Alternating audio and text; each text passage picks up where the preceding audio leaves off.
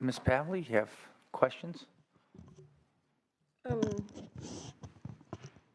Just for you to touch back on maybe page 7 or something like that on the economic argument that spending cap and trade dollars, you were arguing in favor of just a cap on emissions, which you're right, sends that clear market signal for investment. Cap and trade was actually proposed by business interests. That's where the concept came. So incentivize businesses to become even more energy efficient so that they could exchange credits to those that needed it and had to purchase allowances. So argumentatively, the emissions would ratchet down even more than what would happen in a straight command and control regulatory environment, which is always a plan B, right? Straight regulatory environment, we're going to be doing it anyway. I would just really be interested, not maybe right now, but understanding why you could say there's really been no effect in overall emissions by investing in some of these key areas of policies. For example, you did talk about the need to prioritize, got that, I think that's a very valid comment, but just thinking of weatherization of homes, multi-dwelling units, or small businesses, yes, it reduces greenhouse gas emissions, right? The co-benefit, maybe cleaning up the air, reducing utility bills. Yeah, I Isn't think that a smart investment? And where else would that money come from? certainly there are a lot of co-benefits associated with a lot of these different programs, and there's a lot of benefits that come from sort of spending the money on weatherization and other things like that. I think our main point was, in those types of instances, there is this sort of direct effect of making a home more energy efficient, and therefore there's less electricity that needs to be produced from a natural gas plant or something like that. But if you sort of follow that all the way through sort of the rest of the cap and trade program, the sort of effect is, well, by reducing power plants' need to obtain an allowance to produce that additional electricity, that frees up that allowance for some other entity, some other company out there, and makes it available for them to use. And so they can then sort of sell that allowance to another company. And so again, the overall level of emissions is really sort of determined by the cap that's set and sort of how many allowances are issued.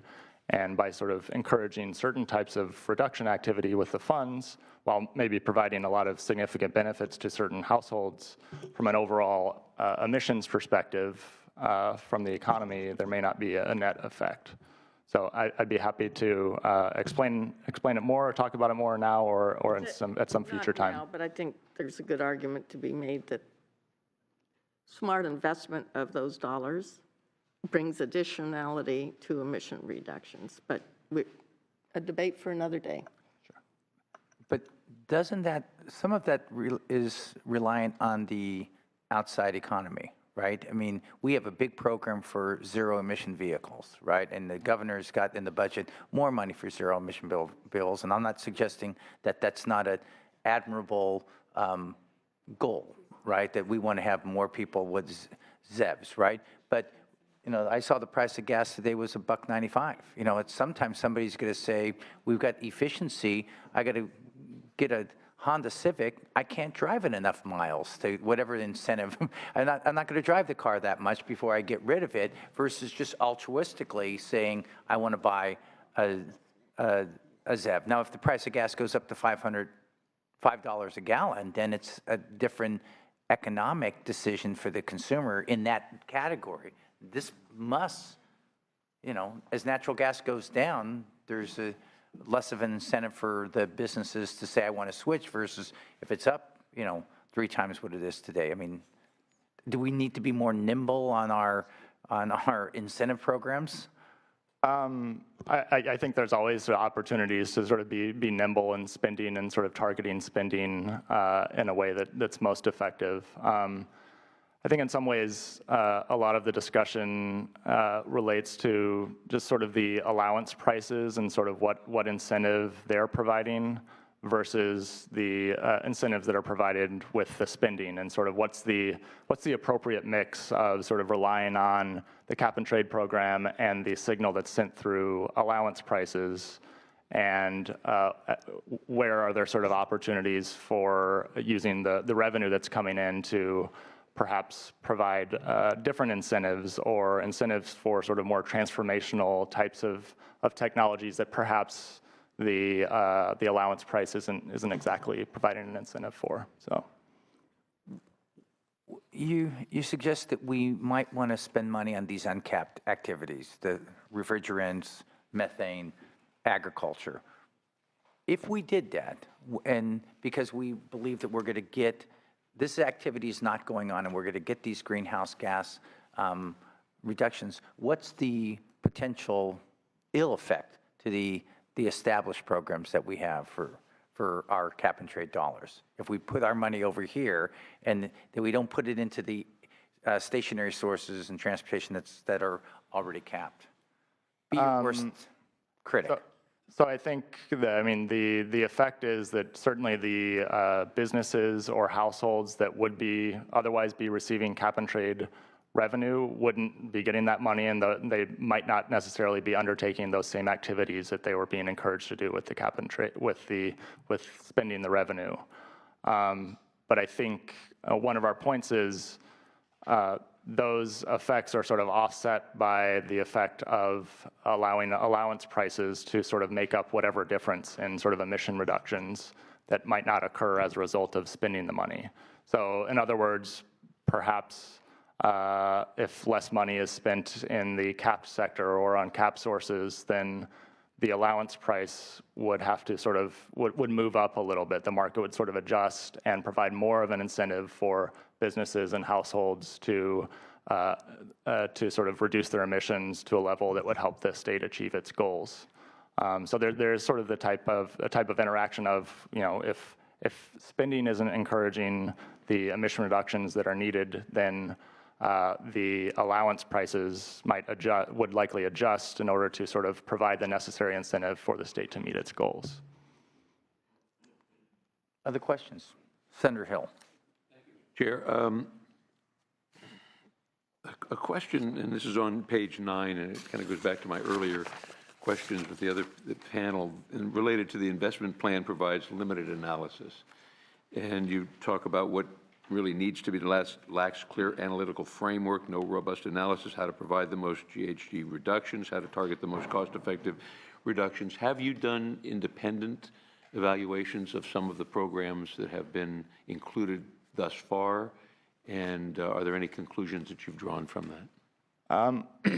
We haven't done an analysis of the programs that have been concluded so far. I think, as the administration indicated, there's a report due in March that is intended to provide information on the outcomes associated with the projects that have been funded so far. And so I think part of our work will be at that time looking at that report and trying to understand what the estimated benefits are of the projects, how reliable and how robust those estimates are, what type of information can the legislature rely on in order to sort of inform its future decisions about which programs really provide the greatest value and most support legislative priorities. Thank you. Yeah. All right, thank you very much for Thank your you. presentation. We'll go on, and let me share with you how we'll organize the last panel before public comment. It's on stakeholder perspectives. We're going to take the first 4 speakers and have them fill up 2 chairs here and 2 chairs up front. John Bazell, President of CalSTART, Bill Higgins, Executive Director, California Association of Council of Governance, Dr. Juliet Christian Smith, climate scientist with Union of Concerned Scientists, and Michael Shaw, California Manufacturing and Technology Association. So if we could have 2 here and 2 up front, that would be good. And then when they're finished, and they're going to be speaking from about 5 to a maximum of 8 minutes each. When they're finished, we'll open up for questions. Then we'll hear from the last 3 after that. We'll hear our final group of panelists will come after their conclusion. So let's hear from the four people that I had mentioned starting off, and we'll go in order. The first category is transportation and sustainable communities. So John Bazell, welcome, and if you would go ahead and start. Okay. Senators, thank you very much for this opportunity to provide this testimony and to share our thoughts with you on the second investment plan prepared by the Air Resources Board. My name is John Bazell. I'm the president and CEO of CalSTART. We're a nonprofit organization that was formed in 1992 with the goal of improving air quality and protecting the environment while creating great jobs in the clean transportation technology sector. So that is our focus, is on growing the clean transportation technologies industry as fast as we possibly can. That's a variety of technologies: hydrogen, electricity, natural gas, renewable fuels, lightweight materials. Everything is under our rubric. We have member companies that are well known, like General Motors, FedEx, UPS, Tesla Motors, Freightliner. Then we have many exciting California startups and others like Acades Power, Solazyme, and others that many people don't know about yet, but we expect in the future we'll know a lot about. We think that overall this investment plan is sending many of the right key signals and hitting many of the right themes. They are talking about continuing to invest in zero-emission vehicle technology. That sector is still at a relatively nascent phase. We are seeing some really great progress with both electric zero-emission cars and with buses. And those segments, there's now product there. We do need sustained purchase incentives through this investment plan period to ensure high levels and sufficient levels of adoption. We think particularly if those sectors move out, the bus sector in particular, there's an opportunity then to leverage that technology into the trucking industry. And that is what we saw with natural gas. It was really the transit sector was the leader in the development of natural gas buses. That technology proved out over a decade. And then when natural gas prices decoupled from diesel in around the 2005 time period, and we saw a significant spread there, then firms like UPS, Walmart, and others got into natural gas as a transportation fuel. But it was really the technology was proven out in the transportation sector. There is a tremendous opportunity here to help transit properties make the transition over to zero-emission buses through the use of California cap-and-trade funding. So that's something we would highly encourage. We also thought the plan was right in supporting investment in low-carbon fuel production in California. There are various technologies and firms here in California, a great chance to create more jobs here in the state by encouraging more low-carbon fuel production in state. So that's something we would strongly consider. The three, Senator Hill, I think your comments about the cost effectiveness, are we getting the best bang for the buck? I think the comments, the report does a good job of talking about the co-benefits. So I think in that analysis, we want to look at the best bang for the buck, but what are those other co-benefits? I can't think of any CCI investment that gets a better co-benefit in terms of air quality, something that we as a state have been struggling to attain since President Nixon signed the Clean Air Act into law. We have not been into compliance that long. It's a stubborn problem. We need help, and every investment we are making in low-carbon transportation to reduce greenhouse gases is really helping immeasurably, or actually measurably, to really help reduce criteria emissions. So that's an enormous co-benefit, and of all the CCI investments, nothing does that more than investment in low-carbon transportation. Secondly, big benefit for disadvantaged communities, particularly with these zero-emission buses. They can really be targeted very easily for disadvantaged communities. And then as we see zero-emission trucks get more ready for the market, those will also be used in the freight sector, also helping disadvantaged communities. And then I think a lot of great new ideas about how to get zero-emission cars into the hands of low-income folks. There are some pilot programs that really need to be encouraged and supported there as well. And then that third co-benefit called out in the report is really on economic development and the tremendous opportunity for the state. As I mentioned, CalSTART was formed back in 1992. We thought the industry would really take off at least by 2000. We were a little optimistic at the time, but now is really our time. You look at what Tesla Motors is doing, and I don't view the firm, by the way, as a manufacturer of luxury cars. I view it as the future of electric transportation in the automotive sector. We have 9,000 jobs right now from Tesla Motors alone in California. That is 9,000 high-quality, good jobs. 60% of their employees self-report as non-Caucasian. It's a tremendous success story, and that company is driving innovation. They have expanded into the San Joaquin Valley, have a manufacturing plant in Lathrop.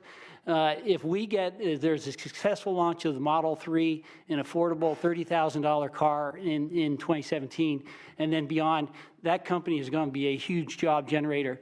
And now we have Faraday Future, a Chinese firm, has set up its headquarters in California to also build an electric car.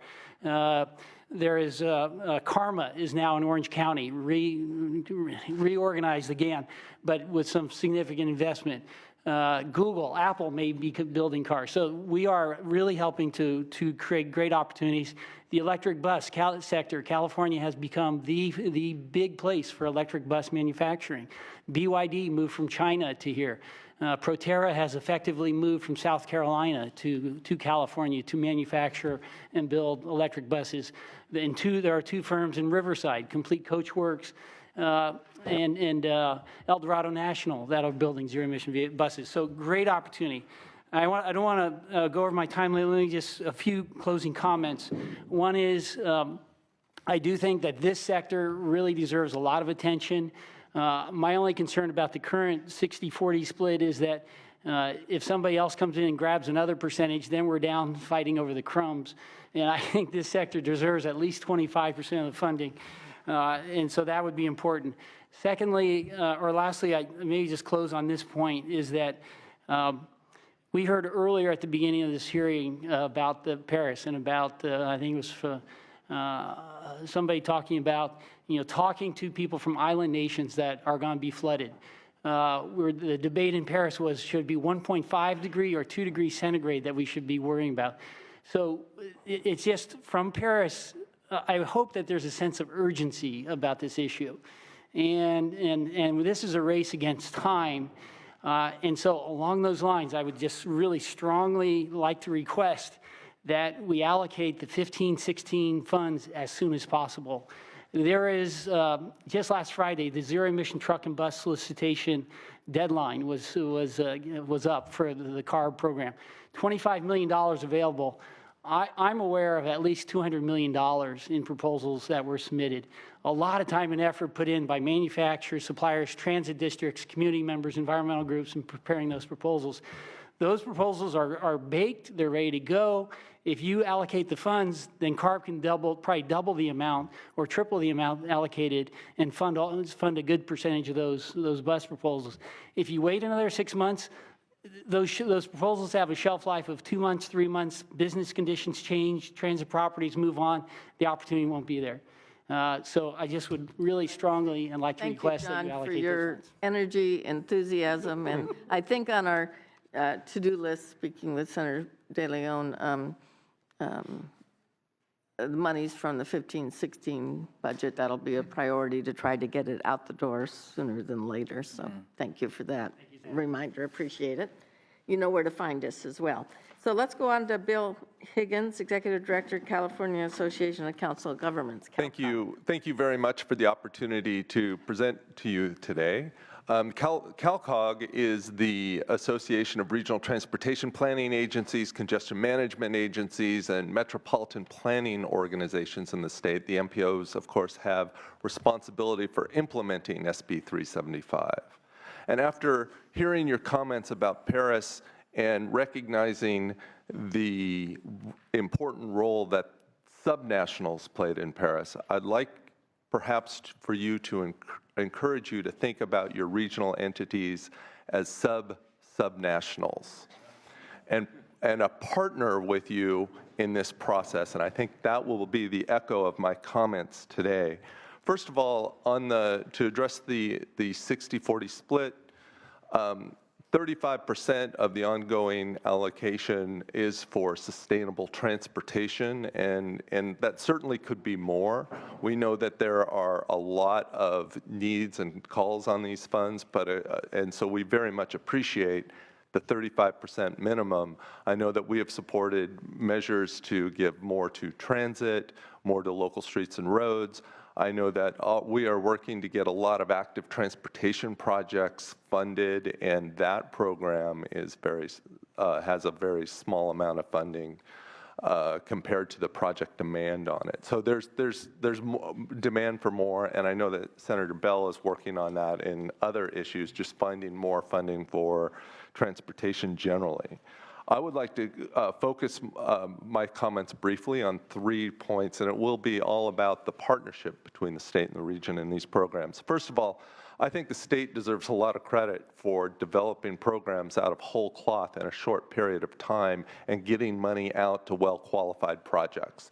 I think particularly in the first years of the program, the state did an excellent job, and state staff did an excellent job of actually finding and identifying really good projects that were in the pipeline that could prove to the citizens of California that the investments were worthy, dispersed, and going to make a difference. I think the challenge for you now, particularly as I look at the Sustainable Communities program and the Sustainable Transportation programs, is whether, and a fair question for you, is whether you want to fund really good projects or work with your sub-nationals to create better systems of funding through their own systems. How do you leverage our other fundings? I mean, we have 20 self-help counties in the state that are contributing 50% of all transportation investments. If you're looking at leveraging, cooperating with those, how do you work with those regions? Picking the best project in those regions may or may not be the best way to accomplish that. Partnering with them to figure out what projects are on the drawing board 2 or 3 years in advance may be, and getting them to align more funding, non-cap and trade funding on those projects may be a way to create more impact or exponentially on your programs. The second way in partnership, and I mean this more, I know that in some ways, I don't mean to be a Monday morning quarterback on this program. I'm hoping that you'll take my comments as a scouting report for the next time so that we can do better. But also another issue that we struggle with is I think that there's a desire to want to create something new in these programs, that you see a project in the end. And consulting with many of our transportation agencies, some of the challenges they have is just keeping routes open, keeping operations open. And some of the informal guidance that have come down on the low carbon transportation program, for example, has indicated that funding could only be used on routes for 1 or 2 years, and then it may have to be used for something else, which means you have routes expanding and shrinking. We're talking about a long-term 2050 goal. Some of our routes, some of our investments may have to be longer term than just year to year. So as we move past our 2020 timeframe, starting to think about 2030, it's bringing a longer term focus to these programs because the planning and programming of transportation is long term. Finally, I'm basically asking you to trust your sub-nationals. And I think you should trust and verify. I'm not asking for a blank check here. You have a responsibility to make sure that these funds are used for the purposes that they were raised. But you can use it or lose it, and all sorts of strings attached to make sure that the funds are used by your sub-nationals exactly the way that you intend them to be. I think if you approach this problem from the start, that you can develop a framework that will build on the language that you put in your first bill when you created the Affordable Housing Sustainable Communities program, and you asked to work with regions to identify and recommend projects. But I think what we really want to do is identify, recommend, fund, and build them and deliver them to our constituents so that we can meet our targets. And we are a willing partner in that.